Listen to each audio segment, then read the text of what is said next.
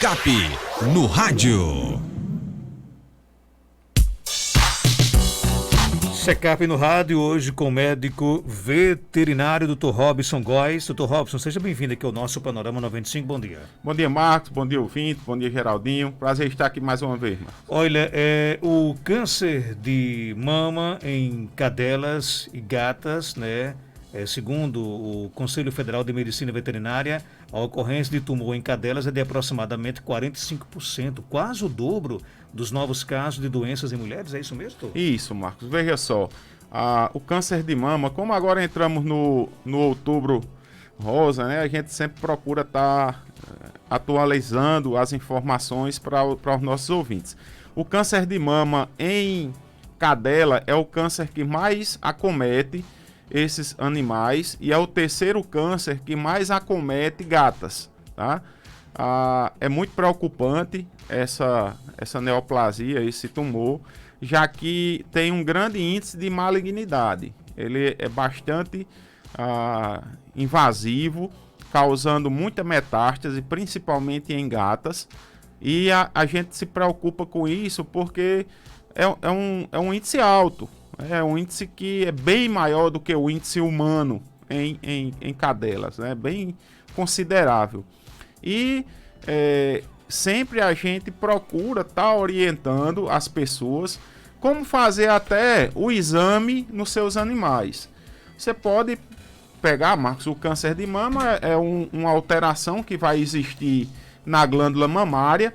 Ela pode ser de forma dura ou mole, já que existe um tipo de câncer de mama que você não consegue detectar a parte de nódulo, né? Tem as alterações na célula, mas porém ainda não formou aquele, vou falar no popular, um caroço, um nódulo, um cisto na glândula mamária.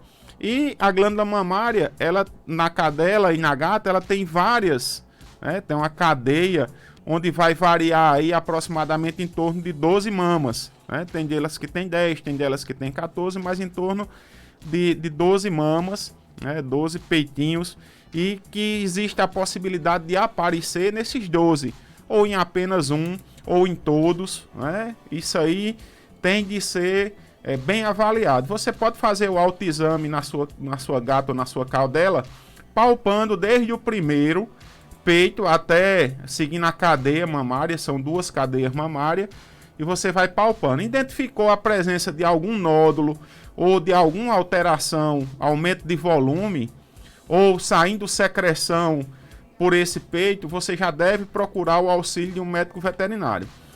Existe a presença, Marcos, tem também pessoas que acham que câncer de mama ela é exclusivo da fêmea. Não, o macho também pode ter câncer de mama, é mais raro, mas também pode acontecer câncer de mama em machos. O grau que a gente classifica o grau de acordo muitas vezes com o tamanho do nódulo que apresentou. Então vai variar de 1 até 5 o grau de invasão. Também a gente leva em consideração a questão de possibilidade de metástase, que seria esse câncer de mama, ele ganhar a corrente linfática ou corrente sanguínea e se espalhar para alguns órgãos internos, principalmente fígado, pulmão desses animais, ou causando infiltração na musculatura. Isso aí vai ser identificado e detectado através de outros exames complementares, aí como ultrassonografia ou raio-x, principalmente raio-x de tórax, onde esse raio-x vai visualizar a presença de neoplasia, a presença de metástase, principalmente no pulmão. Então, a preocupação nossa é justamente detectar o quanto antes esse tumor de mama está presente no animal e fazendo a indicação mais correta para o seu tutor, que inicialmente, dependendo de qual seja o tumor, a indicação ela é cirúrgica. A indicação ela é que você faça a remoção cirúrgica com uma margem de segurança de 2 a 3 centímetros, podendo se estender até mais, para que você possa ter a possibilidade da retirada aí total desse tumor de mama, assim tendo uma qualidade de sobrevida satisfatória para essa cadela ou para essa gata. Agora, o tratamento do tumor de mama em cadelas é o mesmo da gata? Praticamente vai ser o mesmo, desde que você consiga detectar, Marcos, quando você faz ou a punção ou você faz a remoção cirúrgica, você encaminha para a histopatologia para identificar qual o tumor está ali acometendo o seu animal e se você vai optar ou não pela realização da quimioterapia. Aí é um negócio bem mais complicado em cão e em cadela, já que a sobrevida desses animais, muitas vezes você pega, por exemplo, uma gata ou uma cadela que está com 10 anos, 12 anos de idade e você fez a remoção cirúrgica desse tumor de mama. Aí você diz, eu vou submeter meu animal a uma quimioterapia, né? Então isso aí é bem mais reservado, bem mais complicado, porém hoje a medicina veterinária está bastante avançada e tendo bons resultados com os tratamentos que vêm sendo adotados na questão do tumor de mama em gato e cadela. O câncer de mama em animais também mata? Mata sim, é o câncer que mais acomete e também é um dos cânceres que mais mata os animais aí quando eles estão acometidos, principalmente quando já existe um comprometimento, né? Existe já metástase ou infiltração, esses animais começam a sentir aí problemas seríssimos, problemas respiratórios, vão apresentar aí problemas de vômito, sentem bastante dor e aí você vai agravando cada vez mais. O importante identificou a alteração em algum nódulo, em algum peito, em alguma mama do seu animal, procure imediatamente o médico veterinário para fazer a identificação do que está acontecendo com o seu animal e qual o tratamento mais adequado, que seja medicamentoso ou cirúrgico. É fácil identificar essas alterações nas mamas? É fácil, como a mulher faz o autoexame, que seria a palpação, na cadela e na gata, o tutor ele faz o exame no seu animal, fazendo a palpação, tentando fazer atrito entre um dedo e outro, entre o dedo indicador e o polegar. Você vai palpando e andando com os dedos à medida que você vai acompanhando as glândulas mamárias e você vai detectando ali a presença ou não de algum nódulo, de alguma alteração, de algum edema, de algum inchaço no peito desse animal e, consequentemente, você identificou, procura imediatamente o auxílio de um médico veterinário. O índice de cura é grande? O índice de cura, por incrível que pareça, é alto, desde que você identifique o tumor, o nódulo, o quanto antes. E outra coisa importante também, Marcos, vai depender essa cura já do que seja, de qual seja o câncer de mama. Existem cânceres de mamas que são extremamente invasivos, existem cânceres de mamas que são extremamente difíceis de serem tratados e que vai depender a sobrevida desse animal, vai depender justamente de qual tipo de câncer está acometendo ali essa fêmea. Já tem muitas perguntas aqui chegando, vamos ouvi-las. Bom dia, Dr. Robson. Dr. Robson, eu tenho um cachorrinho pinche. Aí ele hoje amanheceu vomitando assim, uma secreção amarela. O que poderá ser? O que poderá ser? Bem, uma coisa eu posso afirmar, esse vômito amarelado provavelmente é a bile, a vesícula biliar, ela acumula uma secreção que chama-se bile, que quando o animal está com algum problema estomacal, essa bile é utilizada não apenas para a digestibilidade do alimento, mas também para regular ali a parte estomacal. E quando ele está com essa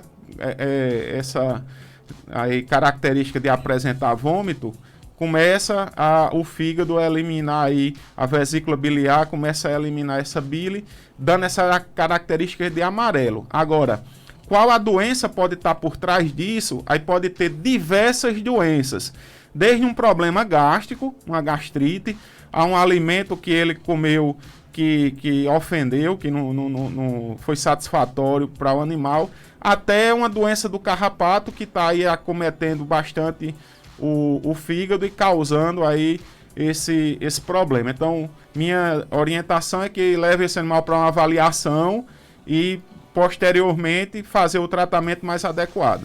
Denise Marcelo pergunta: minha cachorra só tem 7 anos e não entra mais no cio. Será que há algum problema? Olha, acredito eu que né, cadela entra no cio até o fim da vida. Cadela e gata, pessoal, botem isso na cabeça. Cadela e gata não tem menopausa, tá? Se ela tá aí sem entrar no cio, a cadela entra no cio de 6 em 6 meses. Existem cios silenciosos, que ela entra no cio, porém ela não manifesta sintomas, não incha a vulva, não sangra, né? Mas também existem problemas, patologias, doenças que esse animal pode estar acometido, por exemplo, um tumor de ovário, ela pode ter um corpo lúteo persistente no ovário, aí consequentemente não libera hormônios para que ela entre no cio, pode ter um cisto luteínico no ovário, também pode causar isso aí, deixar ela entrar em anestro, tá? Que é a ausência de cio. Então tem de fazer uma avaliação e se isso aí realmente persistir e for confirmado, a indicação, se ela não quiser esse animal para reprodução, a indicação é que faça a esterectomia. Dr. Robson, bom dia. Queria saber aí, já fazem mais de 3 semanas que estou com...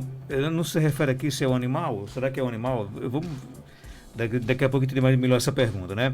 Bom dia, tenho 2 gatinhas de 3 meses. Gostaria de saber com quantos meses ela pode começar a entrar no cio. Em torno de 5 a 7 meses. A gata, ela é bastante precoce. Existem gatas que a gente consegue visualizar cios dela até com 4 meses de idade. Mas em média, em torno de 5 a 7 meses. Tem mais pergunta aqui chegando?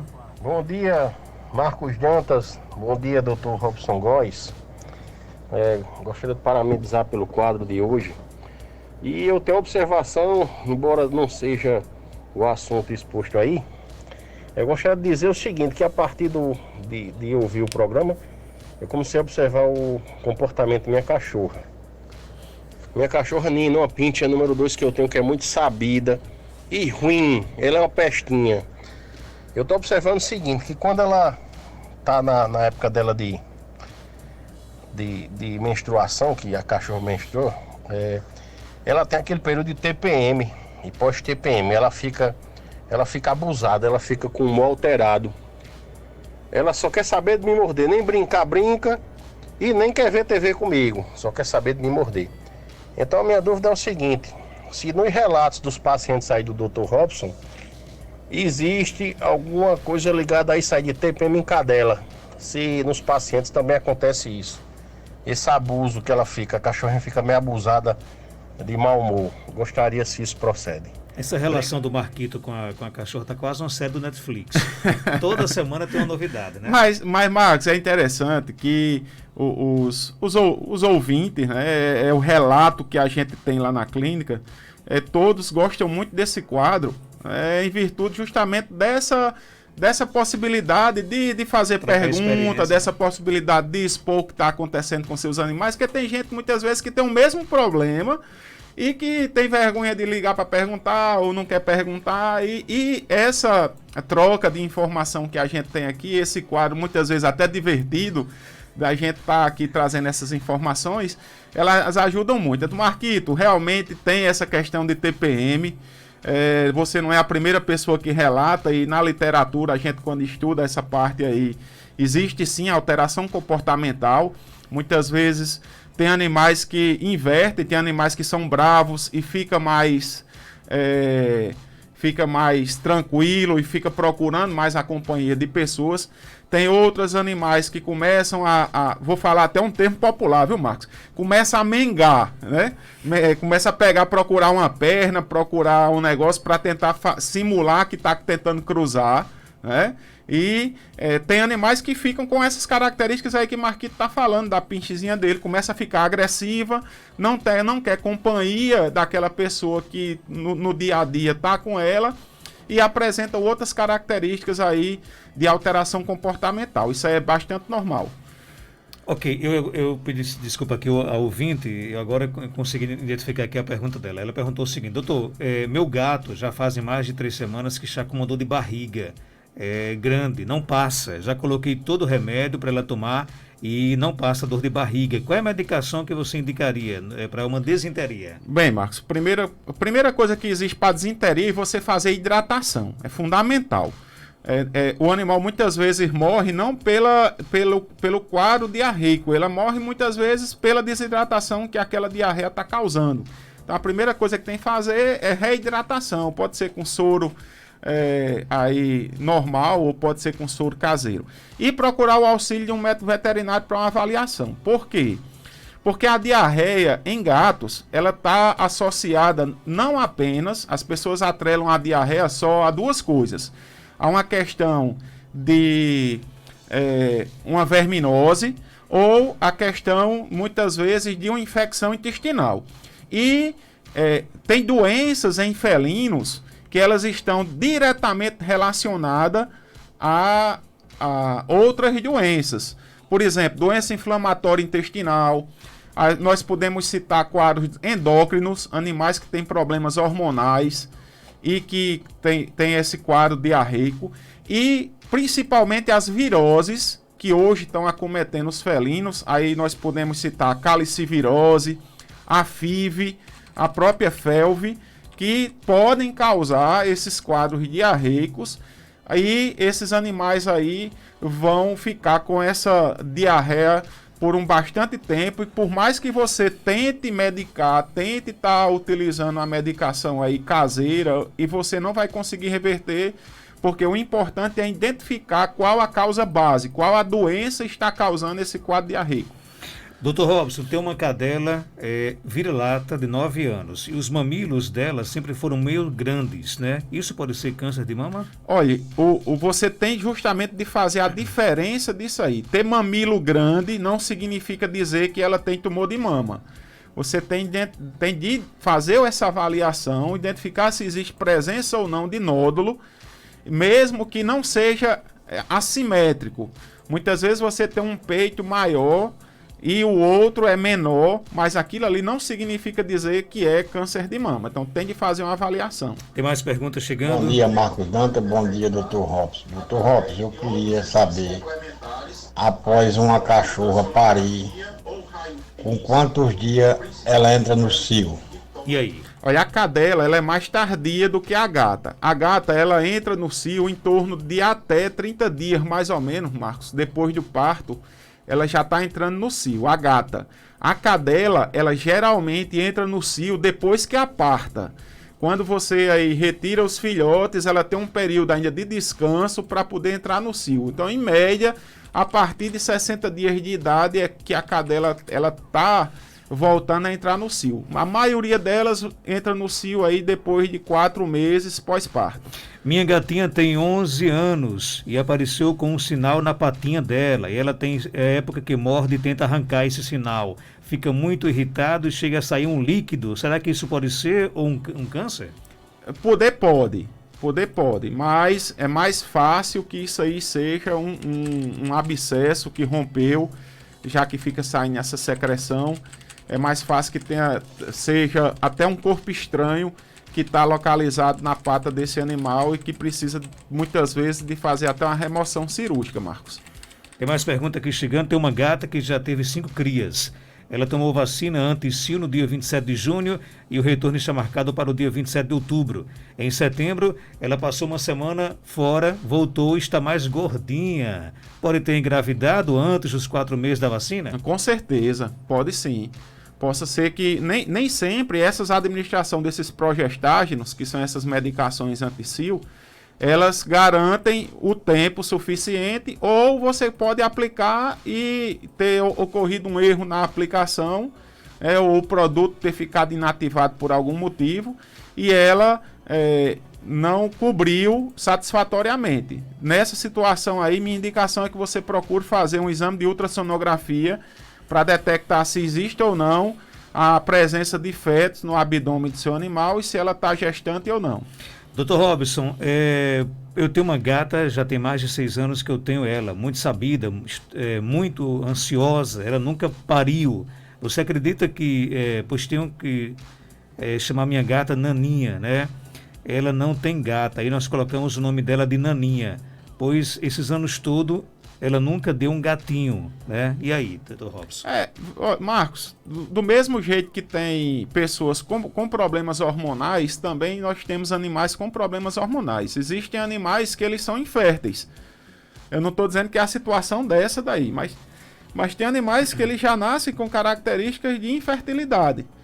Aí você tem de fazer uma avaliação, para identificar se existe ou não aí presença de hormônio nesse animal. Mas uma coisa interessante, eu vou até dizer isso em forma de esparecer um pouco. Tá? Eu já atendi diversas gatas que quando a gente foi avaliar eram gatos, tá? Já atendi diversas, não foi só uma não, que passou a vida todinha no domicílio como sendo uma gata. Tratada como uma gata. Tratada como uma gata, o nome sendo de fêmea, de gata, e quando a gente foi avaliar era um macho, esses animais, eles muitas vezes os machos, eles podem nascer com os testículos ou no abdômen ou os testículos no subcutâneo, né? E quando a pessoa não percebe ali, não vê que tem os testículos na bolsa escrotal e trata como se fosse uma fêmea, coloca nome de fêmea. É bastante comum isso acontecer na clínica, né? Pode ser o caso da Naninha, então. Não, eu não vou dizer que seja o caso da Naninha, mas é interessante que você faça uma avaliação. Muitas vezes você não consegue diferenciar porque não conhece, porque gato é bastante... O pênis do gato ele é recolhido, então parece muito com o aparelho reprodutor feminino e você fica nessa dúvida realmente. Ok, tem mais pergunta? Bom dia, Marcos. Bom dia, doutor Robson. Eu quero saber que meus cachorrinhos nasceram, pinche, nasceram no dia 18 de agosto. Com quanto tempo eles tomam aquela primeira vacina? E aí, doutor? Olha, se a senhora quiser dar, podia ter dado já em 18 de setembro, a PUP, que é a primeira vacina, né? Mas a senhora vai dar, no caso agora, a outra vacina, que seria a primeira de virose normal, com 45 dias de idade. Então, se for dia 18, eu acho que próxima semana, a partir de segunda-feira, já tem idade de começarem a tomar a primeira vacina de virose. Tem mais pergunta? Bom dia, Marco Diante. Bom dia, doutor. A semana passada, doutor, o senhor falou que pra deixar meu cachorro desestressado, fosse andar com ele. Mas eu acho que eu errei, foi no horário, doutor. Comecei a sair de 4h30 para passear com ele. Ontem de noite ele acordou 1h da manhã, batendo na porta, falando zoado para eu caminhar com ele. Me lasquei todinho. Doutor? Eu acostumei ele agora. Mais ou menos ele de 6h da manhã que dá certo. Pronto, e aí? Mas, Marcos, uma coisa que eu já vi, Marcos, provavelmente o cachorro tá desestressado. Agora ele se estressou, Ele é quem estressou ele. Aí agora já não é mais comigo, né? Aí vai ter que procurar outra pessoa para tentar resolver. Pessoal, olha, essa parte Esse aí... negócio de estresse também acontece com a família de Spike também. Spike, mas quem tá estressado é a dona. Quem tá estressado é a dona. Joelma tá muito estressada hoje. Mas essa questão aí, o animal, para você ver como o animal ficou tão satisfeito com a caminhada que ele deu, né? Que está procurando fazer as caminhadas. Então, esse exercício físico, essa questão, essa interação entre o ser humano e os animais, ela é importante não apenas para os animais, mas também é importante para o ser humano, e aí ele com certeza vai procurar um equilíbrio para que possa ajustar esse horário de caminhada e que o cão se acostume com aquele horário e vai deixar ele dormir tranquilo e não acordar ele de 4h30 da manhã. Doutor Robson, queria saber, meu gatinho já fazem 2 dias que não para de morder o rabo, riscando fósforo, morde o rabo, como se tivesse com pulga, mas já olhei e não tem nada, o que será? Marcos, tem uma alteração neurológica em animais que podem apresentar essas características aí, como tem algumas outras doenças também que podem acarretar. mas aparentemente possa ser que seja, por exemplo, uma síndrome de cauda equina, que apesar de ter o nome de equino, mas também reporta isso, mas provavelmente é uma alteração neurológica que fica dando como se fosse uma dormênciazinha no rabo e o animal começa a ter essas alterações aí e é interessante fazer uma avaliação neurológica nele. Doutor, tem algum medicamento sem ser para colocar no ouvido? Porque eu já tentei, mas o cachorro não deixa, porque o meu cachorro fica coçando a orelha e grunhindo muito. Essa característica de coçar a orelha e grunhir muito é muito comum em quadros de otite. Teria de avaliar se realmente isso aí é um otite ou não. E se for um otite, eu dou uma dica para esse ouvinte que ela procure usar. Existe uma medicação hoje, Marcos, que a gente utiliza ela uma vez por semana. Então, talvez seria mais interessante para ela fazer essa avaliação, detectar se é ou não a presença de um otite e utilizar o tratamento uma vez por semana, já que facilita que ela possa usar esse tratamento até na clínica veterinária onde ela for.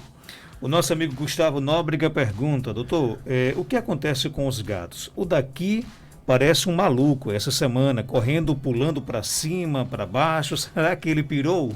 Muitas vezes tentando desestressar, né? Tentando brincar, tentando correr.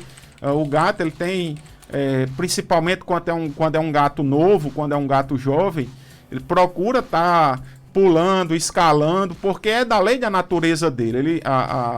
Os felinos, eles têm essa característica de escalada, de correr, de subir numa árvore, né? De tentar pular, de tentar caçar. Então isso aí já é uma característica dele. Procure uma varinha com uma pena na ponta e um cordãozinho, tem até umas bolinhas para vender no comércio, e você brinca com ele, desestressa e ele vai dar uma diminuída aí consideravelmente. Os animais também sofrem de problemas mentais? Com certeza, Marcos. Existem problemas mentais aí, que principalmente em animais que são submetidos a quadro de extremo estresse, muitas vezes que ficam amarrados, que ficam acorrentados, que sentem dor, que manifestam sim alterações nervosas, neurológicas, quadros depressivos. Isso aí é bastante comum também, principalmente em animais que são submetidos a exercícios repetitivos. Aí nós podemos citar um exemplo, os animais de circos, que passam num nível de estresse alto e, consequentemente, também de treinamento e que ficam com sequelas graves. Dr. Robson Góes é médico veterinário, está na Clínica Veteripet, na Rua Augusto Monteiro, 569, aqui no centro de Caicó, telefone 3421-1263. Você pode seguir a Veteripet nas redes sociais, instagram.com/Veteripet Caicó. Doutor, obrigado pela sua participação. Até sexta-feira, se Deus quiser. Obrigado, até sexta-feira e um bom final de semana a todos. 8h11. Dr. Robson volta na próxima sexta-feira.